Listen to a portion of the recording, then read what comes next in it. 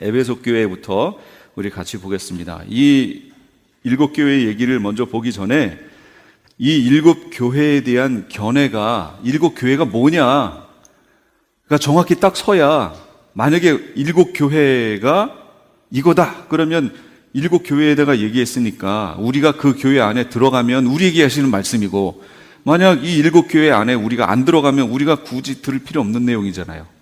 그렇죠? 그러면 여기 7교회가 뭐냐? 여태까지 이제 계시록을 연구하신 분들이 이제 계속 이렇게 내놓는 이론들 중에 첫째는, 이거는 당시 소아시아에 있는 7교회다. 그 교회를 얘기하는 거다. 이렇게 얘기를 하시는 분들이 계세요. 소아시아가 어디냐면요. 제가 이건 여기입니다. 여기 보시면 여기가 이스라엘이에요. 여기 예루살렘이죠. 그래서 쭉 이렇게 넘어가면 여기가 그리스, 여기가 이제 로마. 그럼 그걸로 넘어가는데 여기 에베소, 서머나, 버가모, 두아디라, 사데, 빌라델비아, 라우디기아, 여기 얘기하는 거예요. 요 소아시아 지역. 지금 상태에서는 터키예요.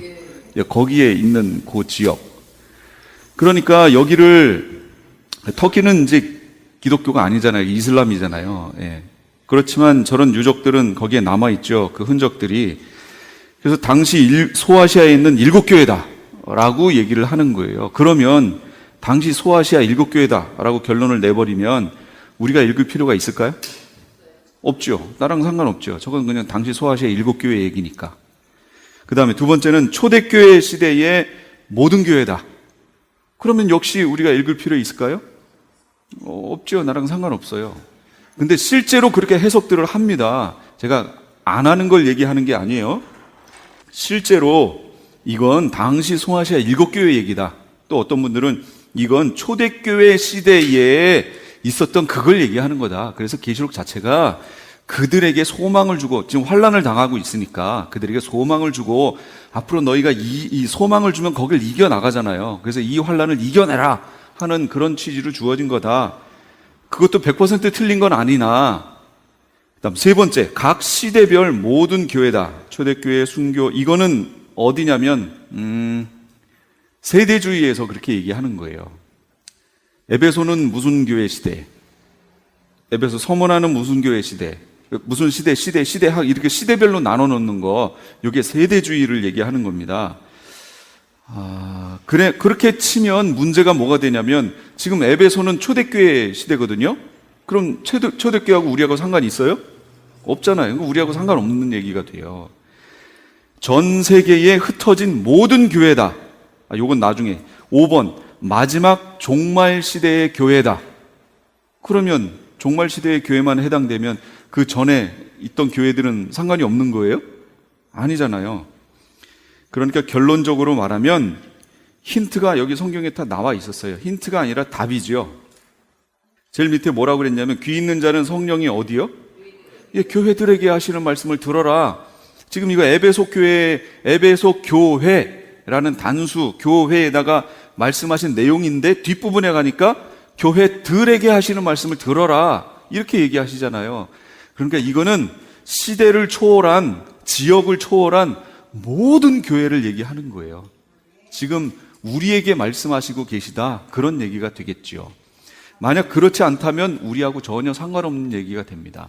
자, 그래서 이게 우리와 관계 있는 내용이다라는 것을 명심하시면서 들으셔야 돼요. 에베소 교회부터 보겠습니다. 계시록에서 다른 부분은 역사적으로 실제 어떤 식의 종말의 시간표가 흘러갈 건지에 대해서 쭉 나와 있습니다. 만약에 그걸 놓치면 구원을 잃을까요? 예를 들면 7년 환란이 있습니다. 처음에 적그리스도가 등장한다고 그랬죠. 그래서 전 3년반이 이제 하나님의 종들이 14만 4천 하나님의 종들이 사역하는 기간이 흘러갑니다. 그리고 후 3년반 시작하는 부분에 짐승이 올라옵니다. 짐승이 올라와서 환란이 시작되지요. 그때 교회는 예비처로 가게 됩니다. 예비하신 곳이 있더라 하는 곳으로 가요. 그게 후 3년반이 지나갑니다. 그리고서 1260일이 차고 교회는 휴거대에 올라가고, 예수님이 그들과 함께 공중 혼인잔치하고 재림에 내려오십니다. 그 간격이 어느 정도 될지 모릅니다. 성경에 안 나와 있기 때문에요. 하여튼 그래서 내려오셨어요. 그러면 이제 우리가 천년왕국으로 들어가게 될 거예요. 그럼 이 내용을 모르면 구원을 잃습니까? 아니죠. 예. 그 계시록의 타임라인을 모른다고 해서 구원을 잃지는 않습니다. 이거는. 그러나 계시록의 2장하고 3장에 나와 있는 교회 내용을 놓치면 구원을 잃을 수 있습니다. 이게 중요한 내용이에요. 제가 지금 뭐 말씀드리려고 하냐면 계시록에서 제일 중요한 데가 어디냐? 2장하고 3장 얘기입니다. 이거는 정말 정신을 바짝 차리고 여기를 또 읽고 하셔야 돼요. 그리고 이걸 완전히 마음속에 새기셔야 돼요. 분명히 교회에게 하시는 말씀이라고 다 동의하셨잖아요. 그리고 성경에서 분명히 교회들에게 하시는 말씀이라고 그랬죠. 그럼 나에게 하시는 말씀이잖아요. 그럼 보세요. 에베소 교회한테 뭐라고 얘기하셨는지. 이름만 에베소 교회지 사실은 누구에게 말씀하신 거예요? 우리에게, 나에게.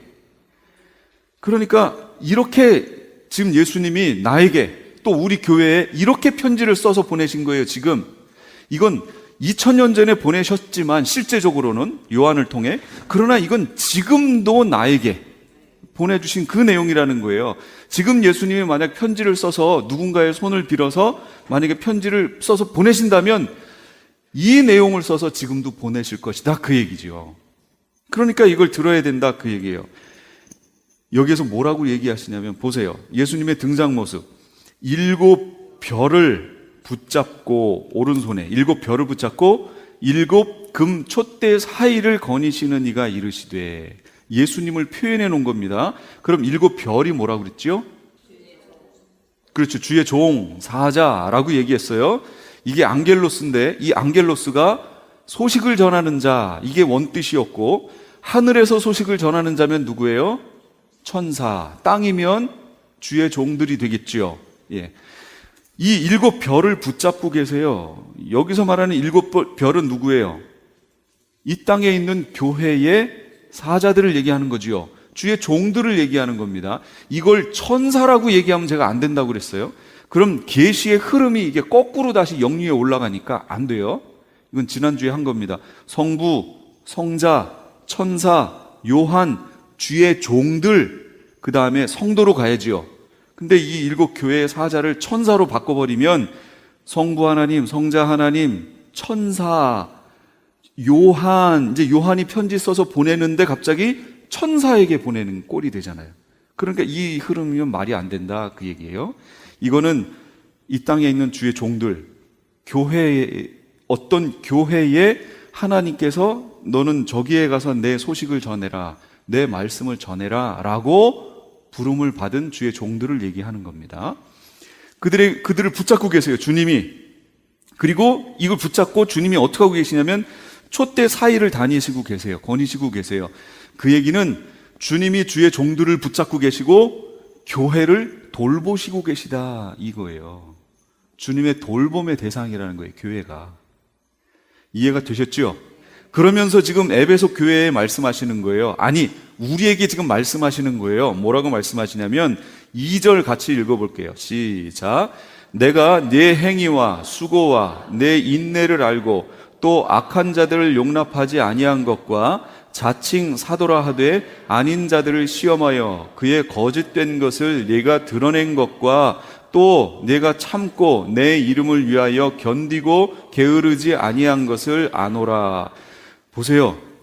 에베소 교회가 신앙생활 잘 했어요, 못했어요? 잘했죠. 행위를 아는데 수고, 인내, 악한 자들 용납지 않고 자칭 사도라 하되 가짜, 거짓 사도들을 시험해서 그걸 드러내고, 그 다음에 참고 내 이름을 위해 견디고, 그 다음에 게으르지 않고 열심을 품었다는 얘기죠. 지금 제가 그냥 꼽았는데 8개예요. 너무 잘했죠? 마지막 시대 교회들이 이렇게 잘 해야 돼요, 진짜로. 근데 여기 제가 드린 프린트물 중에 빨간 걸로 이렇게 해놓고 거기 색깔이 상당히 흐리게 해놓은 거 있죠? 그게 뭘까요? 써 있어요? 네. 행위입니다, 행위. 제가 왜 행위를 이렇게 흐리게 해놨을까요? 그렇죠. 중요하지, 중요한 거예요. 중요한 거면 색깔을 칠해놓든지 아예 흐리게 해놓으면 그건 중요한 거예요. 왜냐면 자세히 보거든요. 이렇게. 이게 뭐지? 하고 이렇게 햇볕에 반사해서라도 이렇게 보시잖아요. 그러면 행위가 중요해요. 자, 행위가 왜 중요하냐? 우리가 여태까지 교회에서 행위, 그러면 긍정적인가요? 부정적인가요? 행위, 그러면 여태까지 교회에서 설교를 들으실 때 교리적인 측면으로 접근했을 때 이게 긍정적으로 말해지던가요? 부정적으로 말해지던가요? 부정적으로 말해져요. 행위와 반대적인 개념으로 말해지는 단어가 뭐죠? 그렇죠. 믿음. 믿음은 교회에서 막 강조해요. 믿음. 우리의 구원은 뭘로 받았어요? 믿음. 근데요, 계시록을 보면 믿음이라는 말은 찾아보기 힘듭니다. 무슨 얘기가 나오냐면 행위가 나옵니다. 그렇다면 행위가 얼마나 중요한 건지를 알겠지요. 행위가 너무 중요합니다. 그러나 제가 여기서 말씀 지금 드리는 이 행위를 잘 분별하셔야 돼요. 저는 율법주의적 행위를 말하는 게 아니에요. 율법주의적 행위라는 건 무슨 뜻이냐면, 율법주의는 내가 계명을 지켜서 무엇인가를 내가 행해서 나에게 없던 것을 얻어낸다라고 얘기하는 게 율법주의예요. 자, 다시요. 나에게 구원이 없어요. 지금 구원이 없는데 내가 십계명이나 구약에 나와 있는 계명을 열심히 잘 지키고 거룩하게 살아서 나에게 없던 구원을 내가 얻어낸다, 이렇게 말하면 그건 율법주의다, 그 얘기예요. 이렇게 구원 얻을 수 있는 사람은 아무도 없습니다. 예, 그건 아무도 없어요. 절대 그렇게 얻을 수 없습니다. 왜요? 우린 태어나면서부터 죽어서 태어나기 때문에 그래요. 죄인으로 태어나기 때문에. 그러면 여기 성경에서 계시록에서 말하고 있는 행위는 무엇이냐, 그 얘기예요. 이 행위는 믿음의 반대적 개념으로의 행위가 아닙니다. 절대로 아니에요. 그리고 율법과 동의어처럼 사용되는 행위도 아닙니다. 계시록에서의 행위는 구원의 이유로서 사용되는 거예요. 구원의 이유. 그래서 우리가 먼저 알아야 될 게 있어요. 복음서와 바울 서신의 관점 차를 잘 알고 성경을 읽어야 됩니다. 다시요. 복음서와 바울 서신에, 제가 그랬어요. 복음서와 바울 서신이라고 그랬습니다. 복음서를 잘 읽어보신 분들이 바울 서신으로 딱 넘어가면 당황하셔야 돼요. 실제 당황하셔야 됩니다. 예를 들어 볼까요? 마태복음을 열심히 막 정독을 하셨어요. 그럼 거기에 보면 막 예수님이 형제에 대하여 라가라, 미련한 놈이라고 하는 자는 공회에 잡히게 되고 막 이런 얘기 나오지요. 만일 내 오른 눈이 너로 범죄케 하거든 찍어내버리라. 내 백체가 온전하고 지옥에 가는 것보다 눈이 하나 없고 천국에 가는 게 훨씬 낫다. 만일 내 오른손이 너를 범죄케 하면 뽑아내버려라. 어떻게 해요? 백체가 온전하고 지옥에 가는 것보다 이 팔 하나 없고 천국에 가는 것이 훨씬 낫다. 이렇게 얘기하세요. 그러면서 뭐라고 하시냐면, 하늘에 계신 너희 아버지의 온전하신 것 같이 너희도 온전하라. 이렇게 얘기하십니다. 누가 말씀하신 거예요? 예수님이. 그럼 그 말씀이 틀린 거예요? 맞는 거예요? 진리지요? 진리의 말씀이에요. 그러면 이제 그 앞에서 좌절하는 거죠. 내 삶을 보니까 이건 온전하지가 않은 거예요. 시험에 들기 시작하죠. 그러다가 바울 서신으로 쫙 넘어갑니다. 그랬더니 거기서 뭐라고 그래요? 행위가 아니고 믿음으로 구원 얻는데요. 그러면 그렇지, 그럼 그렇지. 믿음으로 구원 얻는 거지 하고 거기서 위안을 삼습니다. 그랬던 분이 갑자기 야고보서를 딱 읽으면 믿음만이 아니라 행위로 나오니까 이거 뭐지? 그래서 실제요, 루터는 그 계단을, 몇십 개 되는 계단을 무릎으로 기어 올라가며 그 금욕적인 고행을 해도 믿음의 감격이, 구원의 감격이 없는 거예요. 그러다가 로마서 서문을 읽다가 그렇지, 우리의 구원은 믿음으로지 하고 깨달았어요. 깨닫고 나서 성경을 보는데 야고보서를 왔어요. 이게 어떻게 된 거죠? 제가 지금 말씀드린 거기에 딱 부딪힌 거예요. 그래서 루터는 초기에 뭐라고 야고보서를 평가했냐면 이건 지푸라기 서신이다 그랬습니다. 이건 진짜예요. 루터가 이건 지푸라기 서신이다 그랬습니다. 야고보서를. 바로 루터가 야고보서는 지푸라기 서신이다라고 결론을 내릴 때에 그가 갖고 있던 그의 신학의 결론이 뭐냐면 이신칭의입니다. 근데 한국 교회가 뭘 가져왔어요? 바로 그 이신칭의를 가져온 거예요. 믿음으로써 구원을 얻는다. 요걸 가져온 겁니다. 그래서 한국 교회 설교될 때 다 들어보세요. 다 믿음으로만 얘기하죠. 믿음으로 구원 얻어요. 그럼 그 다음 행위는 뭐예요? 상급이라고 얘기하죠. 그렇지 않아요? 그렇죠? 믿음으로 구원 얻는 거고 그 다음에는 어떻게 살든지 믿음은 변개되는 게 아니고 다 상급과 관련이 있다고 얘기를 합니다. 여태까지 제가 거짓말했어요? 그렇게 들어오시지 않았나요? 그렇게 됩니다. 이게 이제 문제가 있는 거예요. 제가 이 신학 박사님들이 2016년도에 포럼 했을 때 그 내용을 말씀드렸잖아요. 그분들의 결론이 뭐라고요? 한국 교회는 루터적 이신칭의 교리만을 가지고 왔기 때문에 한국 교회가 지금 삶이 엉망인 거다 그거예요. 뭐죠? 최근에 지금 벌어지고 있는 거 한국의 박찬주인가요? 그 대장 얘기 아세요?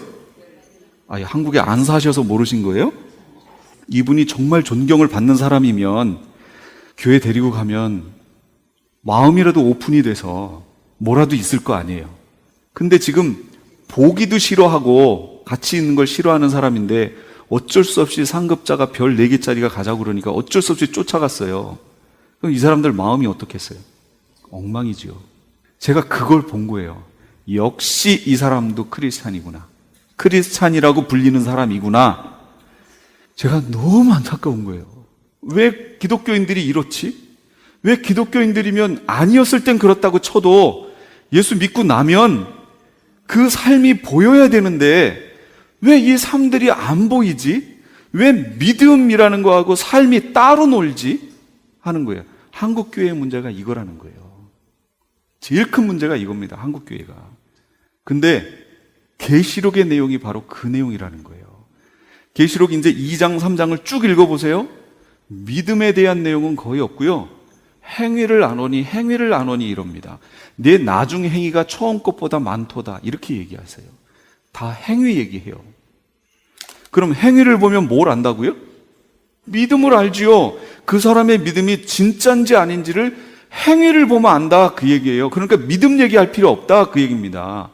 행위를 얘기하면 돼요. 그런데 여기 보세요. 내 행위를 아는데 수고, 행위, 수고, 인내 뭐 해서 8개를 잘했다는 거예요. 에베소 교회가 아주 잘했다는 거예요. 칭찬하세요.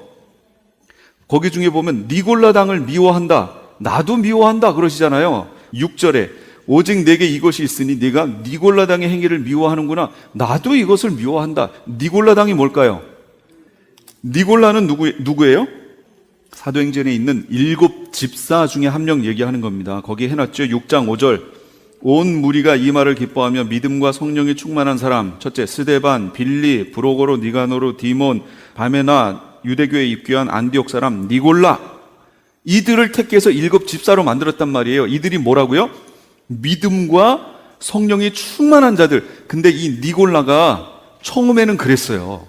근데 들어왔다가 니골라가 변절이 된 거예요.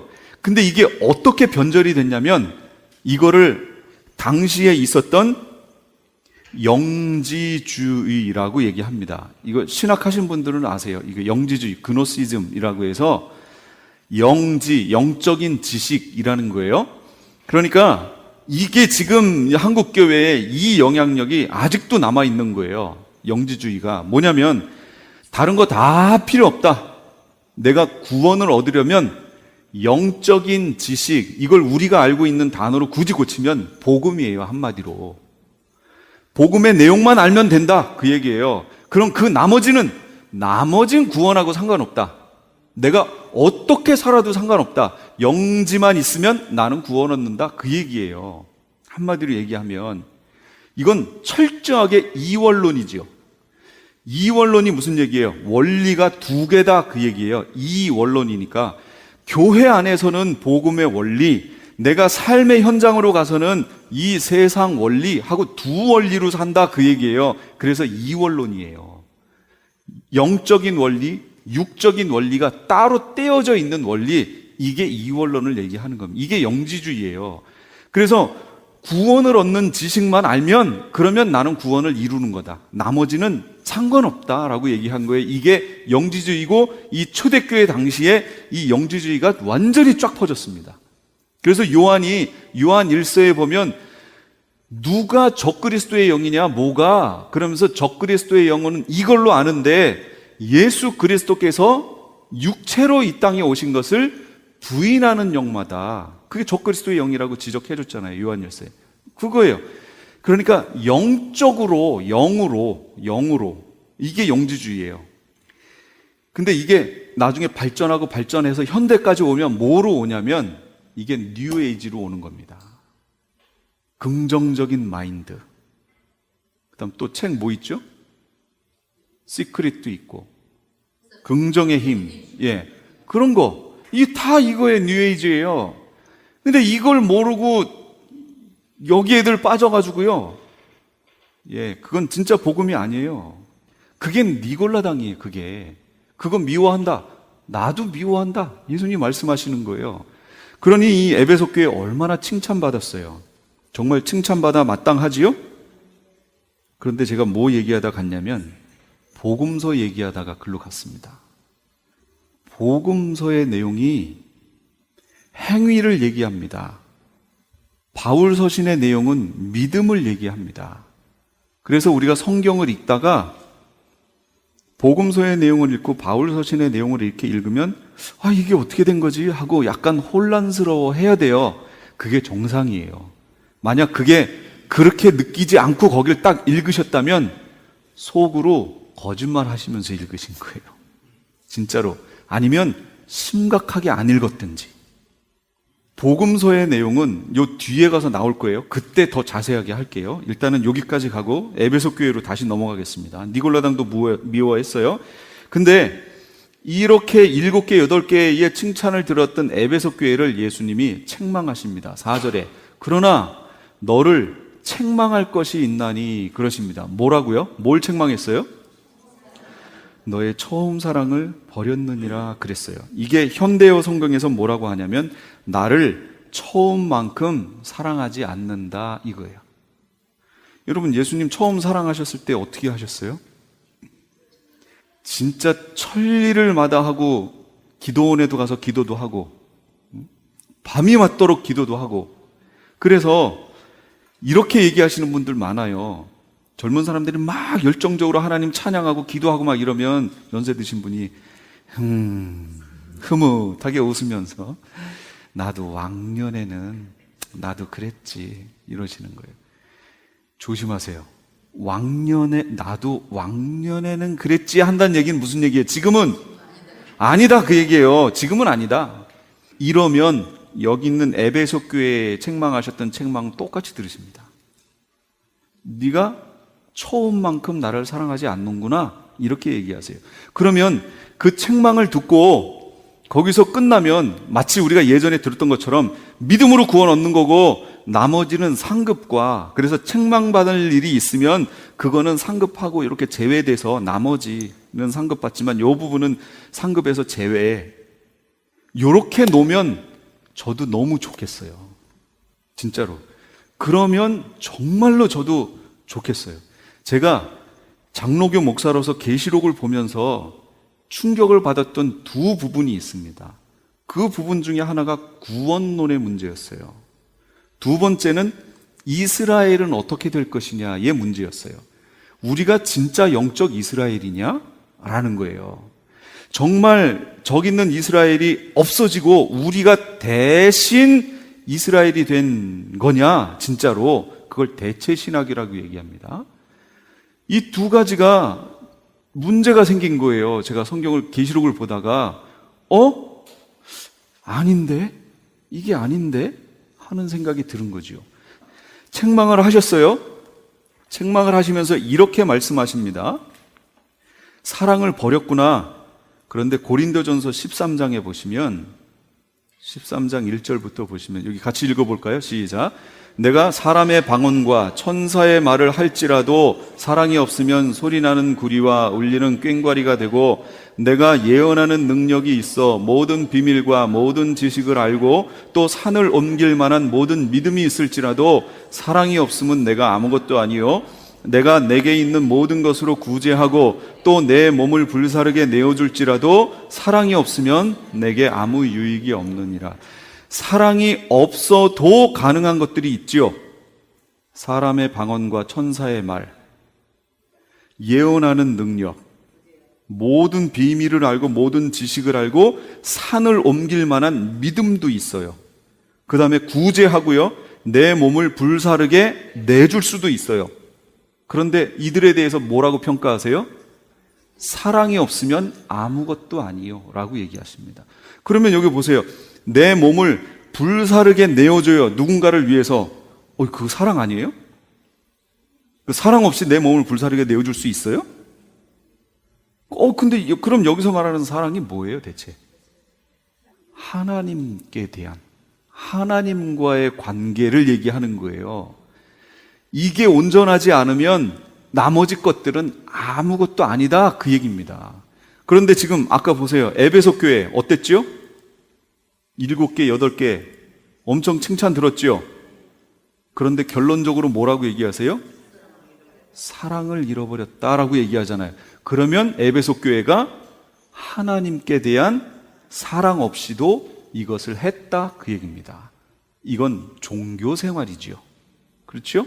그러면 우리를 한번 돌아봐야 돼요. 그러면 분명히 이건 에베소 교회에게 하셨지만 1차적으로는 누구에게 하신 거라고 그랬어요?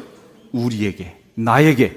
그럼 나는 하나님과의 관계 상관없이 종교 생활로서의, 종교인으로서의 이런 거 한 적 없냐? 그 얘기예요. 누구보다도 열심히 전도하고, 누구보다 열심히 새벽 기도 가고, 누구보다도 적극적으로 헌금하고, 11조하고, 이런 거 없었냐? 그 얘기예요. 다른 사람들이 봤을 때는, 와, 하겠죠. 근데 하나님은 안 속아요. 하나님은 속는 분이 아니에요. 사랑 없이도 네가 그게 가능했다라는 거예요. 그런데 그게 나랑 아무 상관없다 그 얘기예요. 그래서 마지막에 주님 앞에 갔을 때 뭐라고들 그래요? 내가 주여 주여 내가 주의 이름으로 선지자 노릇도 하며 내가 못도 하고 병도 고치고 귀신도 쫓아내고. 근데 주님은 뭐라고 그러세요? 이 불법을 행하는 자들아 내게서 떠나가라 라고 나는 도무지 너희를 알지 못한다 그러시잖아요. 하나님과의 관계예요. 하나님과의 관계. 이 사랑의 관계를 놓치면 아무것도 아니. 그러면 그냥 종교인이 되는 거예요. 누가 됐든지 그냥 종교인입니다. 정말로 종교인이 되시면 안 되겠죠. 그러면 회복해야죠. 회복하는 길을 여기서 보여주셨어요. 5절에. 그러므로 어디서 떨어졌는지 생각하래요. 어디서 떨어졌는지. 떨어졌다는 얘기가 뭐예요? 처음 사랑은 정말 예수님 없이는 안 될 것 같은 그 관계였는데, 그 감격이었는데, 내가 뭐 하다가 이 관계가 깨지기 시작했냐 그 얘기예요. 뭐 하다가? 교회 일 하다가 그러셨어요? 교회에서 주방 섬기다 그러셨어요? 그러면 다시 돌아보세요. 주방 섬기는 게 잘못됐다는 게 아니라 그 일이 하나님보다 더 우선이 돼버렸다 그 얘기예요. 내가 돈 모으는 거 여기에 마음이 팔려버렸어요. 그래서 하나님과의 관계가 소원해지기 시작한 거예요. 이게 떨어져 가기 시작하는 거예요. 우리 삶에 그런 요소들이 얼마나 많이 있어요. 이때니까요, 그게. 그래서 마지막 시대를 거기 보세요. 4번에 마태복음 24장 38절. 홍수 전에 노아가 방주에 들어가던 날까지 사람들이 뭐 했냐면 먹고 마시고 장가들고 시집갔어요. 그러면 먹고 마시고 장가들고 시집가는 거 잘못된 일이에요? 이거 절대 하면 안 되는 일이에요? 아니지요? 그 다음에 누가복음 17장에 보세요. 시작. 노아가 방주에 들어가던 날까지 사람들이 먹고 마시고 장가들고 시집가고 홍수가 나서 그들을 다 멸망시켰으며 또 롯의 때와 같으리니 사람들이 먹고 마시고 사고 팔고 심고 집 짓더니 누가복음 21장에 또 시작. 너희는 스스로 조심하라. 그렇지 않으면 방탕함과 술 취함과 생활의 염려로 마음이 둔하여지고 뜻밖의 그날이 덫과 같이 너희에게 임하리라. 그날이, 그럼 그날이 뭐예요? 성경에서 그날 하면 뭐라고 그랬어요? 예수님의 재림이에요. 예수님의 오심이에요. 근데 예수님의 오심이 어떤 이들에게는 당연하게 맞이하는 날이지만 어떤 이들에게는 덫과 같다는 거예요. 덫이 하는 역할이 뭐지요? 덫에 걸릴 동물이나 사람이 알지 못하게 그가 가는 곳에 그 길 앞에 놓고 그가 모르는 중에 거기 걸리게 만드는 게 덫이잖아요. 근데 예수님이 오신다, 언제 오시는지 모르나 오신다라는 건 크리스찬들이 다 알고 있죠. 그런데 어떤 하나님의 백성들에게는 그게 덫이 아니에요. 아멘 주 예수여 오시옵소서 하고 환영하는 만남이 될 텐데 어떤 크리스찬들에게는 그게 덫이 된다 그 얘기입니다. 그러면 이 사람들은 뭘 안 했다는 거지요? 예수님 오심을 준비 안 했다는 거지요. 뭐 때문에 그렇게 돼요? 마음이 둔하여진 것 때문에 그래요. 그러니까 마음이 둔해지지 말란 얘기예요. 마지막 시대의 성도들은 절대로 마음이 둔해지면 안 된다. 그게 앞에 여태까지 살았던 성도들은 그럴 수 있다고 쳐요. 근데 마지막 주의 재림을 앞두고 있는 성도들은 절대로 마음이 둔해지면 안 됩니다. 그럼 우리 마음을 둔하게 만드는 것들이 뭐라고 그랬어요? 여기 누가복음 있잖아요. 먹고 마시고 시집가고 장가가고 사고 팔고 심고 집 짓고 방탕하고 술 취하고 생활의 염려. 이거 지금 제가 11개 꼽았어요. 이거 안에 걸려들면 마음이 둔해진다는 거예요. 그럼 제가 지금 여기서 먹고 마시고 장가들고 시집가고 사고 팔고 심고 집 짓고 이거 잘못된 거예요? 일반적인 삶이에요? 우리의 인간의 일반적인 그냥 삶이에요. 이게 잘못된 게 아니에요. 그럼에도 불구하고 이걸 살면서 여기에 마음이 뺏기고 우리의 마음이 둔해지면 된다고요? 안 된다고요? 안 된다고요. 이 땅에서 노후 대책한다고 열심히 돈 모아가지고 내가 한 10년만 열심히 해서 노후 대책하고 그 다음에 신앙생활 열심히 할게요. 그 사람이 이미 마음이 둔해졌죠. 이미 마음이 둔해진 거예요. 방탕함, 술 취함, 생활의 염려. 뭐 먹지? 아이고 내일은 뭐 먹지? 뭘 입지? 이거 다. 이러면 마음이 둔해지고 덫에 걸린다 그 얘기입니다. 이걸 명심하세요. 누가복음에 있는 거 이거 마음에 새기시면서요. 내가 어떻게 앞으로 살아야 되는지, 내가 지금 이거에 마음 뺏기면 안 되는 시대에 지금 살고 있다라는 것을 반드시 명심하셔야 돼요. 여기에 걸리면 하나님하고 관계가 떨어집니다. 그러면 이제 개인적으로 하셔야 되는 일이에요. 이거 내가 어떻게 해서 떨어졌지? 가만 생각해 보니까 자식 때문에 떨어진 것 같아. 이 자식이 대학만 가면 내가 소원이 없겠네 하고 대학 보내려고 열심히 교회에 와서 뭘 했는데 마음은 어디 있었어요? 자식 대학 보내는 데 있었어. 하나님께 있는 게 아니에요. 하나님은 뭐예요? 도구. 내 자식 대학 보내는 도구. 내 마음은 내 자식 대학에 있었어요. 교회 와서 기도는 하지요. 왜 기도를 해요? 내 자식 대학 보내주세요. 이게 주의 주. 이 보내주는 도구로서 하나님이 사용된 거예요. 벌써 주객이 바뀌었죠. 이거 떨어진 거예요, 지금 떨어진 거. 근데 떨어졌다라는 걸 이해를 못 하는 거지요. 이걸 내가 어디서 떨어졌는지를 점검하라 그 얘기입니다. 지금 우리 각자 여기 얼마나 많아요. 그럼 기도하시면서 내가 어디서 떨어졌는지를, 관계가 어디서 깨졌는지를 찾아내야 돼요. 그리고 뭐 하라고요? 그렇죠. 회개하라. 그게 하나님과 나와의 사이를 갈라놓은, 떨어지게 만든 요인이었습니다. 하나님, 이게 죄라고 주님 앞에 고백합니다. 인정합니다. 용서 구해야죠. 그 다음은 어떻게 해요? 처음 행위를 가지래요. 처음 행위가 뭐예요? 주님과의 사랑의 관계.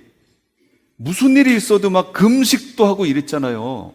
열심을 내고 밤이 새도록 기도도 하고 했던 거, 내가 왕년에 했던 거 있잖아요. 그거 이제 왕년에 하지 말고 지금 하란 얘기예요. 지금 다시 회복하라 그 얘기입니다. 이렇게 회복할 방법까지 가르쳐 주셨어요. 자, 그 다음에 이제 2장 7절을 들으세요. 귀 있는 자는 성령이 교회들에게 하시는 말씀을 들을지어다. 이기는 그에게는, 그럼 이긴다는 게 뭐지요? 지금 이 문맥을 딱 봤을 때 이기는 게 뭐예요? 그렇죠. 회복하는 거죠. 회복. 원래 자리로 다시 돌아가는 거지요. 회복하고 주님 앞에 온전하게 서 있는 그에게는 내가 하나님 낙원에 있는 생명나무의 열매를 주어 먹게 하겠다라는 거예요. 생명나무의 열매. 생명나무, 이거 대단히 중요한 거 아니에요? 엄청 중요하죠? 그 전 단계를 보세요. 어디서 떨어졌는지 생각하고 회개하고 처음 행위를 가져라. 그런데 그렇게 하면 생명나무의 열매를 받지만, 그렇게 안 하면 어떻게 될까요? 회개하지 아니하면 여기에 이제 제가 걸렸던 거예요. 내가 내게 가서 내 촛대를 그 자리에서 옮기겠다라는 겁니다. 그러면 촛대를 옮긴다는 의미가 뭔지를 보셔야 돼요. 분명히 처음 장면이 뭐였냐면, 예수님이 일곱 별을 붙잡고 일곱 금 촛대 사이를 예수님이 거니시고 계셨잖아요. 돌보시고 계셨잖아요. 그런데 지금 네가 만약에 회개 안 하면 내가 이 촛대를 여기 있어서 내가 이걸 잘 돌봤는데 이 촛대를 옮겨버리겠다라는 거예요. 이렇게. 그리고 나는 저기하고 상관없이 여기 있는 다른 촛대들을 돌보겠다 그 얘기입니다. 그럼 저 촛대하고 예수님하고 관계가 있는 거예요, 없는 거예요? 없는 거예요. 예수님의 돌봄의 대상에서 제외되겠다라는 거예요. 제외한다 그 얘기입니다. 여기가 너무 무서운 거예요. 칼빈주의적 관점에서 여태까지 제가 장로교 목사로서 여기를 읽어가면서 걸렸던 부분이 이 부분이에요. 구원은 끝난 거 아닌가? 내가 예수 믿을 때 구원은 이미 완성됐고 끝났는데 왜 여기에서 또 이 부분을 지적을 하지? 라는 생각이었어요. 그러면서도 장로교 목사니까, 그리고 여태까지 배워왔던 신학이 그거니까 하고 여기를 그냥 읽어 나간 거지요. 양심 속에 이게 깨랑칙한데 뭔가가 있는데 우리 교리하고는 이게, 그러니까 그냥 교리적인 입장으로 해석을 하고 그냥 덮어버린 거예요. 근데 신학을 내려놓고 이게 아니다. 그리고 말씀이 뭐라고 하는지 그냥 말씀으로 들어가 보자 라고 들어가 봤더니 제외되는 거예요. 이게 너무 충격이었어요. 장로교 목사인 저한테. 그러면 이렇게 제외되는 게 여기만 그렇다면 그러면 해석이 잘못된 거예요. 제가 다른 성경들에서도 그 내용이 쫙 비춰졌었어야 돼요. 이런 내용이 실제라면, 그러면 앞에 부분에서 쭉 보면서 바울 서신에서든 뭐든 하면서 분명히 구원을 얻은 사람이 구원에서 제외되는 사건이 비춰졌어야 한다는 얘기죠. 그래야 여기 계시록에 와서 딱 만날 거 아니에요. 그럼 뭐 옳구나 할 거 아니에요. 그런데 실제 보니까 그런 내용이 성경에 있을까요? 없을까요? 있습니다. 뒤에 있으니까 그때 할게요. 자, 대신 지금 뭐 할 거냐면 회개를 하면 생명나무의 열매를 주겠다라고 약속을 해주셨어요. 뭘 해주셨다고요? 그럼 생명나무의 열매는 뭐지요? 영생이지요. 예, 생명나무의 열매는 영생이에요. 그런데 이 생명나무가 옛날에 어디 있었지요? 에덴 동산에 있었어요. 에덴 동산에서 가운데 동산 중앙에 나무가 두 개가 있는데 하나는 생명나무고 하나는 선악을 알게 하는 나무예요. 공교롭게도 선악을 알게 하는 나무를 먼저 따먹었어요. 그랬더니 에덴 동산에서 쫓겨났어요. 쫓겨나고 이 에덴 동산을 두루 도는 불칼로, 화염검으로 불칼로 지키게 하셨어요. 왜 지키게 했지요? 그렇죠. 생명나무의 열매를 따먹고 영생할까 하노라 그랬거든요. 그러니까 이게 사랑이라는 거예요. 아니, 그거 하나 먹었다고 왜 우리를 그 축복의 장소에서 쫓아내실까? 그게 아니고요. 그게 사랑이에요. 만약 거기서 우리를 쫓아내지 않으면 우리는 죄를 품은 상태로 생명나무의 과실을 따먹게 되잖아요. 그러면 이 고통이 영원할 거 아니에요. 그렇죠? 그래서 거기서 쫓아내시고 이 죄의 문제를 해결하게 하시고 그게 해결된 이들에게 바로 이 생명나무의 열매를 주시는 거예요. 최종적으로 이걸 주시려고 우리를 쫓아내신 거예요. 대신 이 죄의 문제가 해결돼야겠죠. 영생을 약속하셨어요. 디도서 1장 2절에 보면 영생의 소망을 인함이라 영생은 거짓이 없으신 하나님이 영원한 때 전부터 약속하신 것인데 영생은 약속돼 있는 거예요. 고린도후서 1장 22절 그가 또한 우리에게 인치시고 보증으로 우리 마음에 성령을 주셨느니라. 자, 제가 이제 영생하고 성령 얘기를 간단하게 좀 할게요. 영생은 약속돼 있는 거예요. 약속. 그리고 내가 지금 그 영생의 자리로 저기 도착하면 그러면 이제 영생을 성취하게 되는 거예요. 그런데 그 성취하는 자리에까지 갈 때 가고 있는 지금이 어떤 상태냐라는 거예요.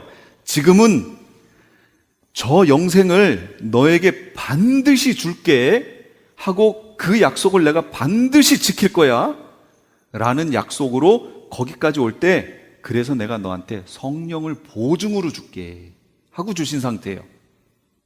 그러니까 성령을 가지고 있는 자들만이 나중에 가서 저 영생을 성취할 수 있는 겁니다. 그러니까 지금 성령이 나와 함께 하신 것이 내가 앞으로 저 자리에 도착한다라고 하는 약속이 내 안에 있다 그 얘기예요. 그럼 지금 성령이 없으면 그 약속은 그 언약은 새 언약은 나랑 상관없는 거예요. 새 언약이 나랑 상관이 나에게 지금 내가 그 새 언약 안에 들어와 있고 그 언약을 통해서 나중에 가서 저 영생을 얻을 거야 라는 그 보증으로 주신 게 성령이다 그 얘기예요. 그러니까 나는 어떻게 해 가야 돼요? 그 성령과 동행하면서 그 끝자리까지 가야 돼요. 마지막 최종 장소까지 가야 거기에 가서 영생을 얻는 거예요. 자, 그러면 이 영생이라는 말이 성경에서는 어떤 식으로 나와 있느냐 그걸 우리가 한번 봐야겠죠. 아까 하려다가 잠깐 뒤에 한다고 그랬던 거예요. 자, 영생은 첫째 이렇게 이해해야 됩니다. 존재적으로 이해하시면 안 됩니다. 삑이에요, 삑. 그러면 문제가 생겨요. 영생을 존재적으로 이해하시면 요거는 큰일 납니다. 성경 해석에 있어 문제가 돼요. 존재적으로 해석하면 어떤 문제가 생기냐면 넌 크리스찬들도 비기독교인들도 영생을 하게 됩니다. 그렇지 않아요? 자, 사람이 죽었어요. 우리의 영혼이 어디로 가 있어요? 음부 아니면 낙원에 가 있죠. 백보자 심판을 거쳤습니다. 어디로 가요? 천국과 불못으로 가지요. 존재가 가요, 안 가요? 그럼 이 사람들 영생하는 거예요, 안 하는 거예요? 영생을 단순히 존재적으로만 이해하면 이들도 영생하는 거예요. 존재가 가잖아요, 끝까지. 영원히 불못에 가는 거 아니에요. 그러니까 영생을 존재적으로만 이해하면 그러면 불신자들도 영생하는 거예요. 우리는 하나를 더 추가해야 돼요. 관계적으로 이해해야 됩니다. 영생을. 이 관계가 빠지면 성경에서 말하는 영생이 아니에요. 누구와의 관계요? 그렇죠. 하나님과의 관계. 자, 우리가 태어납니다. 살아서 태어나요? 죽어서 태어나요? 예, 제 질문이 어리석었습니다. 뭐가 태어났다는 걸 말씀 안 드렸잖아요. 우리 영혼이 살아서 태어나요? 죽어서 태어나요? 죽어서 태어나요. 그럼 진짜 죽었어요? 죽었다는 것이 없다라는 거예요, 존재가? 죽음이라는 것이 존재가 없다는 걸 얘기하는 거예요? 아니죠. 죽음은 존재가 없다는 걸 얘기하는 게 아니에요. 죽음은 관계가 없다, 그 얘기예요. 누구하고요? 예, 하나님하고. 하나님과의 관계가 없이 태어난다, 그 얘기예요. 존재는 똑같이 태어나요. 근데 하나님하고 관계가 없어요. 우리가 회복됐다 또는 생명을 얻었다 라고 얘기하는 것은 뭐예요? 관계가 회복됐다, 그 얘기지요. 그걸 영생이라고 얘기하는 거예요. 그러니까 영생은 하나님하고의 관계가 회복됐다. 이 측면으로 치면 지금 성도님들은 영생을 얻은 건가요? 안 얻은 건가요? 얻은 거지요. 지금 하나님하고의 관계가 회복됐잖아요. 기도도 하시고 하나님께 말씀도 하잖아요. 하나님도 말씀하시고 우리도 하나님께 아뢰기도 하고. 안 하세요? 하시는 거죠? 예. 그러니까 우리가 지금 영생을 얻었어요. 이 관점으로 얘기하는 게 사도 요한이에요. 사도 요한은 이 관점으로 지금 우리가 영생을 얻었다 이렇게 표현합니다. 얻었다. 3페이지에 있습니다. 구원, 영생의 관점에 대하여 그게 바로 그거예요. 시간이 없어서 제가 이렇게 펄쩍 띄었어요. 영생을 얻었다. 그래서 사도 요한이 쓴 서신들, 요한복음, 요한 1, 2, 3서, 그 다음에 또 뭐 있어요? 그렇죠. 요한계시록, 요한복음, 요한 1, 2, 3서, 요한계시록 5개지요. 요한이 쓴 이 5개의 서신을 보시면 영생을 얻었다. 그 성경에서 찾아보세요. 영생 딱 치시면 영생이 들어가 있는 구절이 쭉 뜨지요. 그럼 그 중에 시제가 얻었다라고 나온 시제는 다 요한이 쓴 서신에만 있습니다. 다 찾아보세요. 숙제를 가끔 드려야죠. 찾아보세요. 그러면 확실해지실 겁니다. 그래서 영생을 얻었다 완료형으로 써요. 요한복음 6장 47절 진실로 진실로 너희에게 이르노니 믿는 자는 영생을 가졌나니 이렇게 얘기합니다.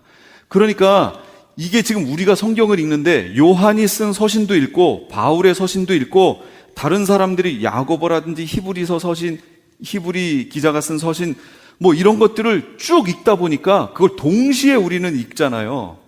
그러니까 이 영생에 대한 시제가 짬뽕이 돼서 우리가 성경을 읽는 거예요. 누가 이제 뭐라고 얘기하면 성경에 이제 요한복음을 읽었으니까 우리는 영생을 얻었는데? 라고 얘기를 해요. 얻었다 라고 얘기를 해요. 이거 저기에 많이 나오잖아요. 사형리. 그렇죠.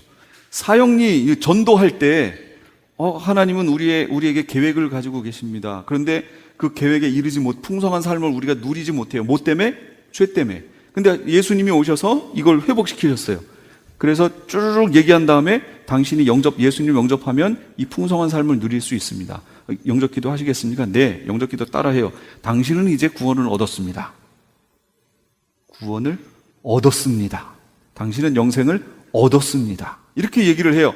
그럼 그 얻었다라고 하는 근거가 되는 성경 구절들이 다 어디 있는 거예요? 그거 다 요한과 관련되어 있는 서신이에요. 요한 서신에서 가져온 거예요. 그러면 다른 서신에는 뭐라고 얘기하는지도 봐야죠. 그래야 영생에 대해 제대로 이해하는 거지요. 우선 요한은 영생을 얻었다라고 얘기했고요. 그러면서 요한복음 17장 3절에 영생은 곧 유일하신 참 하나님과 그가 보내신 자 예수 그리스도를 아는 것이니라 이렇게 얘기해요. 영생이 뭐라고요? 아는 거예요. 하나님을 아는 거. 그러면 하나님을 아는 거? 내가 하나님을 안다라는 걸 어떻게 알아요?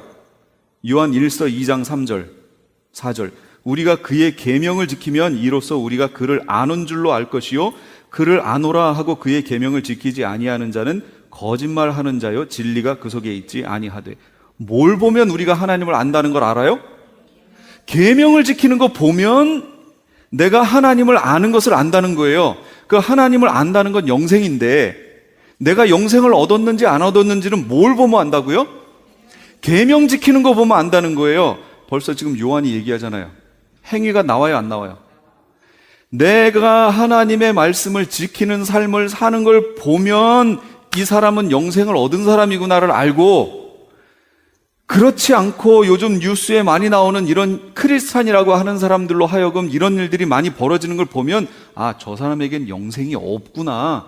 저 사람은 하나님 아는 사람이 아니구나. 하나님 아는 사람은 절대로 저렇게 다른 사람들에게 함부로 할 수 없는데 저렇게 함부로 하는 걸 보니까 저 사람 속에는 하나님이 없구나를 알 수 있잖아요.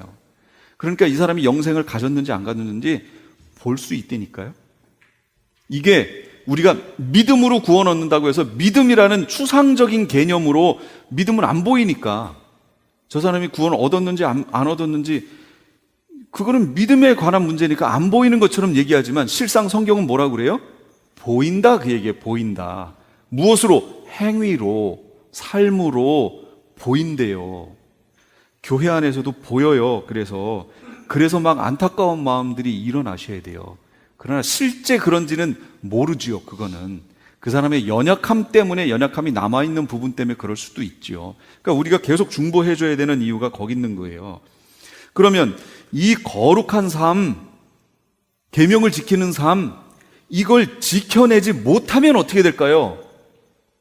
그게 바로 계시록 2장 3장 얘기예요. 이게 사도 요한이 주장하는 거예요. 얘기하는 거예요.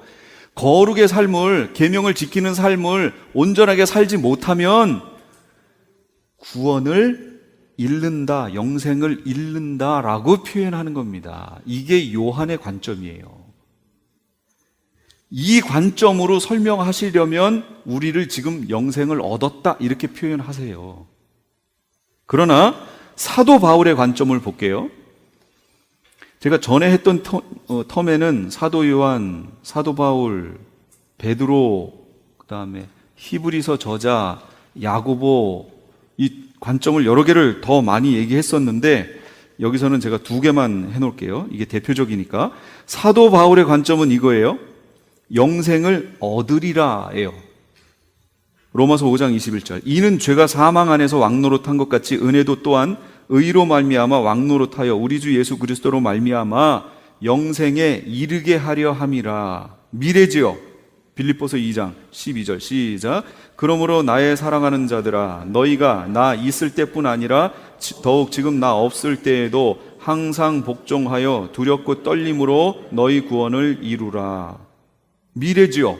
이거 얘기하면 이제 이렇게 얘기하시는 거예요. 어떤 목사님들이 그거는 성화를 얘기하는 거잖아 라고 얘기하세요. 성화. 예, 제가 왜 그걸 모르겠어요. 제 졸업 논문이 그거였는데.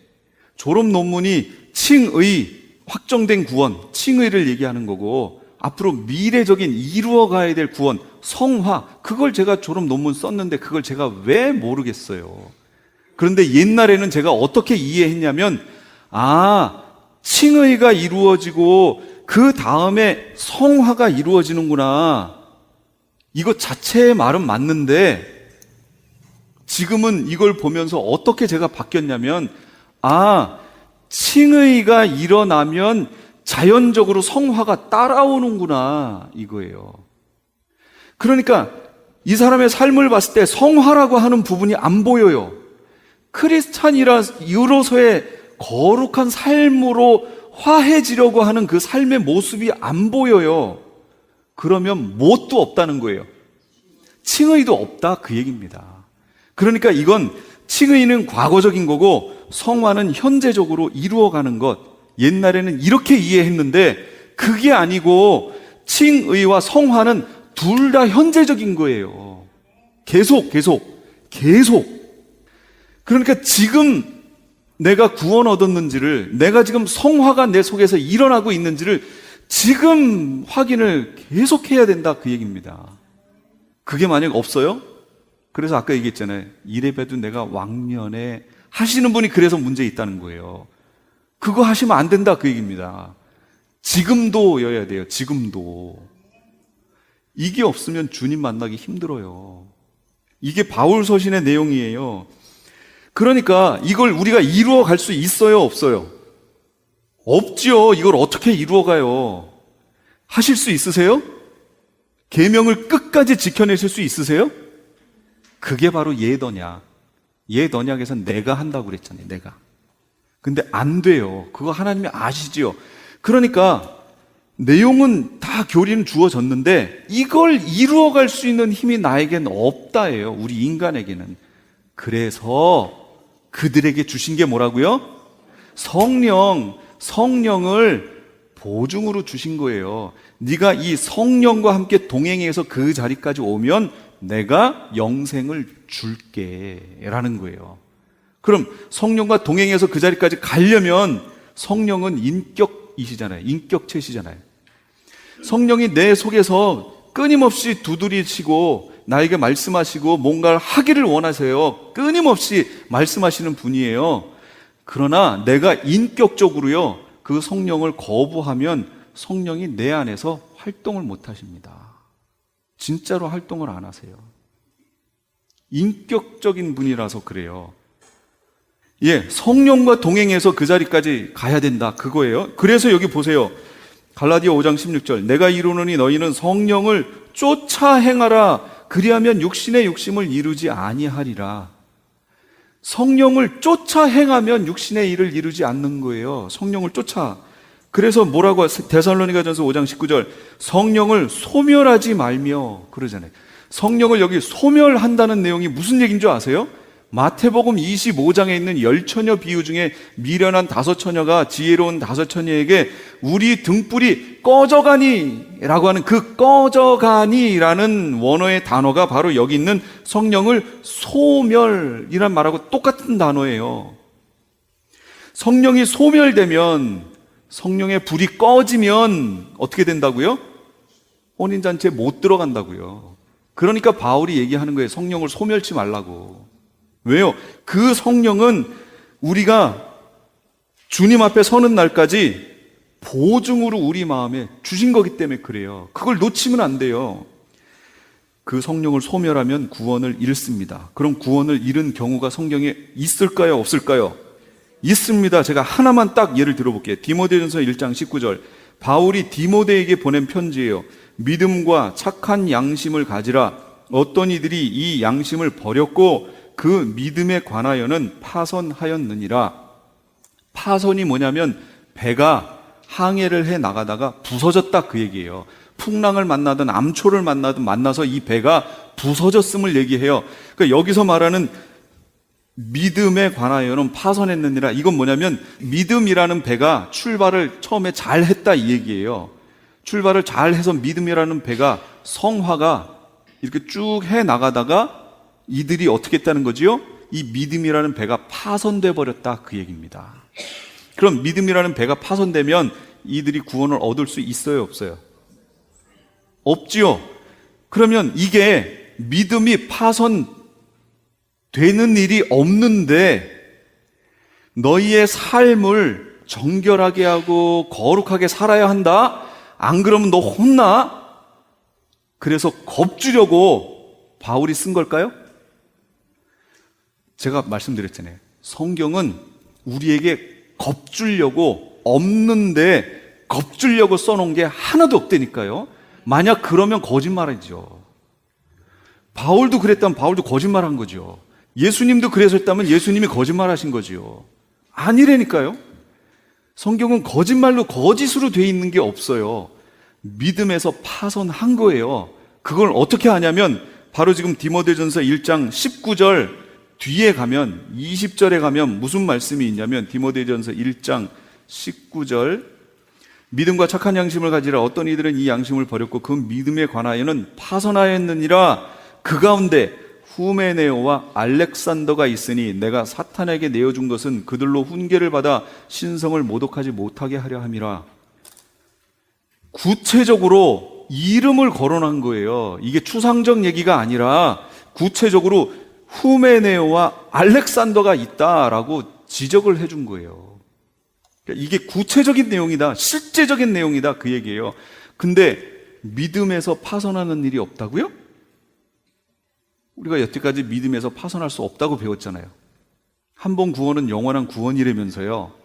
믿음이 변개될 수 없다며요, 구원이. 근데요, 그 관점으로 계시록을 보니까 안 풀어져요. 그러니까 칼빈이 가다가 멈춘 게 이게 지혜로운 거예요.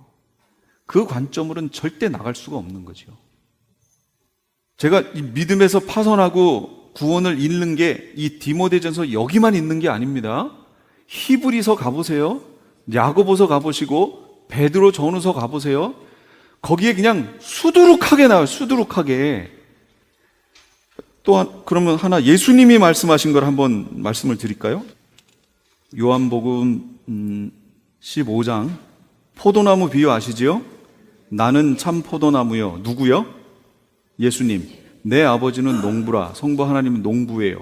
무릇 내게 붙어 있어 열매를 맺지 아니하는 가지는 아버지께서 그걸 제거해 버리시고 무릇 열매를 맺는 가지는 더 열매를 맺게 하려 하여 그것을 깨끗하게 하시느니라. 그럼 보세요. 여기도 그냥 나왔잖아요. 내게 붙어 있어 열매를 맺지 아니하는 가지는, 예수님이 참 포도나무인데 여기에 가지가 붙어 있어요. 붙어 있다는 얘기가 뭐지요? 이거 지금 우리가 쓰는 용어로 치면 이 사람은, 이 가지는 이미 참 포도나무 가지에 붙어 있는 거예요. 관계가 형성되어 있다는 거지요. 이미 구원 얻은 자라는 거예요. 그런데 여기서 뭐라고 그래요? 붙어 있으면서 열매를 맺지 못하는 거예요. 세 번역으로 한번 볼까요? 내게 붙어 있으면서도 열매를 맺지 못하는 가지는, 그러면 어떻게 되지요? 아버지께서 다 잘라버리시고, 아버지께서 잘라버리신대요. 그러면 내게 붙어 있어 열매, 이게 무슨 열매예요? 성령의 열매. 아, 포도요? 맞습니다. 그게 그 열매를 말하는 거예요, 지금. 갈라디아서에 이게 뭐예요? 성령의 9가지 열매. 사랑과 희락, 화평, 오래 참은 자비, 양선, 충성, 온유, 절제. 이거 베드로에서는 신의 성품. 이게 다 뭐라는 얘기예요? 이게 열매, 우리가 말하는 신학적인 말로는 성화를 얘기하는 거예요. 이게 내가 붙어 있어요. 칭의가 일어났어요. 그런데 그러면 그 다음에 뭐가 와야 되는 거예요? 실제 삶의 변화가 와야 되는 거예요. 열매가 맺혀져야 돼요. 왜 맺혀져야 되냐면 성령이 나랑 함께 하시기 때문에 성령이 인도하시는 대로 살다 보면 성령의 열매가 나올 수밖에 없어요. 그렇게 가는데, 근데 붙어 있으면서도 열매를 못 맺어요. 있을 수 있나요, 없나요? 제가 그랬잖아요. 예수님은 거짓말로 성경 안 썼다고 그랬잖아요. 있죠? 그러면 아버지께서 어떻게 하신다고요? 잘라버리신다고요. 그 잘라버리는 게 있어요, 없어요? 성경에 있다니까요. 이게 제가 그래서 세미나 때 안경을 제가 벗겨드린다고 얘기했던 게 뭐냐면, 어떤 신학적인 관점으로 내가 탁 안경을 탁 써버리면 그 다음에는 이거 읽어도 안 보여요. 그게 안 보이고 다 지나가요. 지나가고 계시록도 그렇게 보는 거예요. 근데 그 앞에서 이거를 벗고 한번 다시 봐야 돼요. 정말 그런 일이 없느냐? 그러면 히브리서 같은 경우 한 번 비침을 얻고 성령에 참여한 바 되고 타락한 자는 다시 회개케 하여 새롭게 할 수 없다. 이런 구절들이 얼마나 많이 나오는지 몰라요. 이제부터 한번 이 성경을 가셔서 보세요. 그 관점의 안경을 딱 내려놓고 정말로 솔직하게 성경을 그냥 있는 그대로 한번 쭉 읽어보세요. 그러면 그런 부분을 우리에게 얼마나 많이 지적해 놓고 있는지 몰라요. 그 얘긴 마지막에 우리가 어떻게 살아야 하는지를 지금 얘기해 주고 있다, 그 얘기입니다. 어떻게 살아야 돼요? 먹고 마시고 시집가고 장가가고 사고 팔고 집 짓고 심고 방탕하고 술 취하고 생활 염려, 이거 하면서 내가 신앙생활 지금 잘하고 있다? 그럴 수 없다, 그 얘기입니다. 그래서 제가 누누이 가끔가다 예에 드는 게 이거예요. 물가로 갔어요. 물가로 아이랑 갔습니다. 아빠는 고기를 구워요. 근데 아이가 물가에서 자꾸 왔다, 3살, 4살 된 아이가 왔다 갔다 해요. 그럼 이 아버지의 눈은 어디로 가 있죠? 이 고기는 되는 둥 마는 둥 가끔가다 한 번씩 이렇게 보고 눈은 계속 걔한테 가 있는 거 아니에요. 우리가 이 시대를 살아요. 먹고 마시고 시집가고 장가가고 사고 팔고 심고 뭐 하면서 살아요. 이거 없이 살 수 없지요? 예, 살아요. 이거대로 살아요. 그러나 우리의 마음의 눈은 어디로 가 있어야 된다는 거예요. 계속 하나님께, 하나님 언제 오시려나? 지금요?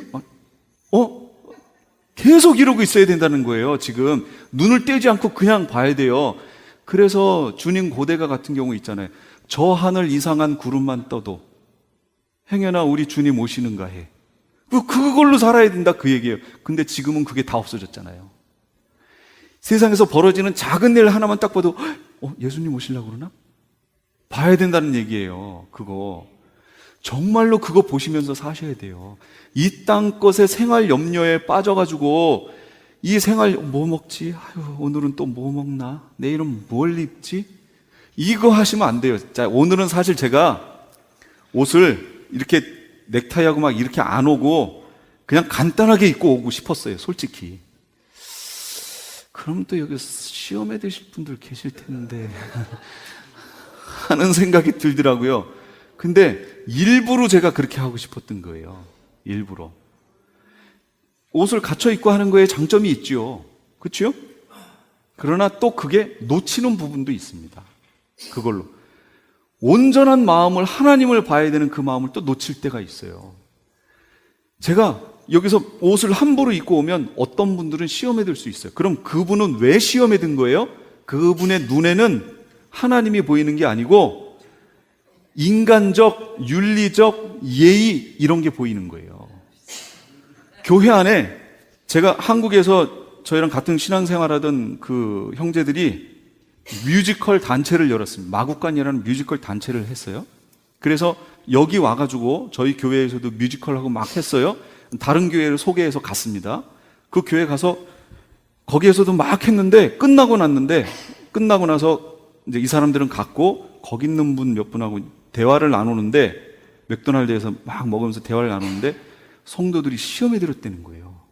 왜 시험에 들었나 하고 들어봤더니 뮤지컬 팀 중에 내용이 성경에 있는 내용을 그대로 했거든요. 근데 그 중에 이제 뭐 유혹하고 뭐 이러는 장면이 있었어요. 근데 그 장면을 맡았던 배역이 옷이 배꼽이 나오는 옷이었어요. 이렇게 돼가지고 뭐 이렇게 되는 옷이었어요. 근데 그 교회를 갔는데 어른들이 있는데 거기서 배꼽 그걸 본 거예요.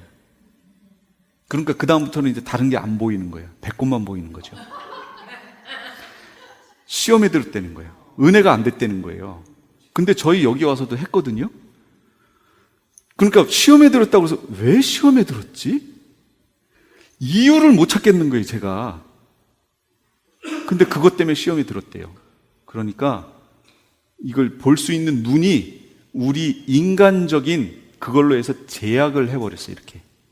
이게 틀을 묶어버린 거예요. 그래서 제가 그 틀을 조금이라도 이렇게 탁 열려고 제가 옷을 오늘은 그냥 막 입고 오려고 하다가 괜히 또 시험을 드리는 거 아닌가. 그래가지고 그냥 입고 왔어요. 그럴까요? 또 런닝 입고 오진 않습니다. 그런 건 아니지만, 그러니까 본질이 뭔지를 볼 수 있는 눈이 있어야 된다, 그 얘기예요. 본질이, 이 마지막 시대에 하나님의 말씀하시는 본질을 볼 수 있는 눈이 있냐, 그 얘기예요. 엉뚱하게 종교적이고 윤리적이고 이 세상 것으로 나를 꽉 채워서 그걸 벗어나면 은혜가 아닌 거고 막 이렇게 뭔가를 좀 하나님이 역사하신 걸 제약을 두고 있지 않냐, 그 얘기예요. 그럼 누구 손해냐면 자기만 손해예요. 다른 사람들은 그 뮤지컬 보면 다 은혜 받았거든요. 근데 시험 든 사람들은 은혜 못 받았죠. 그럼 누구 손해예요? 그 시험 든 사람만 손해죠. 그러니까 이 눈도 좀 어느 정도 이것도 좀 필요해요. 정말 이 열리는 것도 본질적인 걸 보는. 이 유대인들이 뭐가 문제였어요? 하나님의 말씀만을 그렇게 지키면 얼마나 좋겠어요. 근데 그게 아니고 장로들의 유전을 지켰거든요. 예를 들면 음식 먹는데 손 씻어야 돼요? 안 씻어야 돼요? 씻어야죠. 왜 씻어요? 깨끗하게 해야 되니까. 그럼 이거 하나님 말씀 어기는 거예요? 아니라니까요. 이건 장로들의 유전이에요. 하나님 말씀에 그거 없어요. 자기들이 만들어 놓은 유전이에요, 이거. 인간이 만들어 놓은 유전을 가지고 하나님을 판단한 거예요, 하나님의 말씀을. 그래서 못 보게 한 거지요. 이런 요소들이 우리에게 많습니다. 지금 그 한 예를 말씀을 드리는 거예요. 우리가 하나님을 온전하게 봐야 되는데 하나님을 온전하게 보지 못하게 내가 틀로 묶어놓고 있는 부분들이 얼마나 많은가, 그런 것들을 한번 보시라 그 얘기예요. 자, 오늘은 그 할 게 많았는데 교회 지금 에베소까지밖에 못했잖아요. 나머지는 꼭 가셔서 읽어보세요. 그러면 예수님이 등장하실 때 모습이 있고 칭찬을 먼저 하십니다. 그리고 그럼에도 불구하고 책망할 것이 있다라고 하시고 그 다음 말씀이 뭐냐면 회개해. 그러니까 회개해라. 회개하지 않으면 내가 이렇게 하겠다. 근데 네가 회개하고 이기는 자가 되면 내가 이런 복을 주겠다. 이런 형태로 돼 있어요. 이 7교회가 다 그렇게 됐어요. 그러나 2교회는 책망거리가 없었죠. 그리고 또 2교회는 칭찬거리가 없습니다. 그러니까 그걸 잘 보시라 그 얘기예요. 그러니까 이제부터 이걸 보실 때 이거는 에베소, 서머나, 버가모, 두아디라 이 교회들에게 얘기하신 게 아니고 이제는 나에게 하시는 거구나. 그러면 내가 봐야 돼요. 내 행위가 온전한지, 처음 행위가 지금 더 많은, 나중 행위가 더 많은지. 근데 네가 처음 사랑을 버렸구나. 네가 자꾸 왕년에 하는 거 보니까 처음 사랑 버린 거구나. 이렇게 얘기하시면 어떡하라고요? 아, 내가 어디서부터 떨어졌는지를 빨리 찾아내서 회개하고 다시 관계를 회복하고 이렇게 하셔야 된다 그 얘기예요. 그래서 2장, 3장은 그냥 아예 외우세요. 종이에 써서 가지고 다니시면서 계속 읽으면서 달달달달 외우세요. 이게 마지막 시대 준비하는 방법이에요. 2장, 3장이요. 이게 제일 중요합니다. 제일 중요합니다. 제일 중요합니다. 제일 중요합니다. 제일 중요합니다. 제일 중요합니다. 제일 중요합니다. 제일 중요합니다.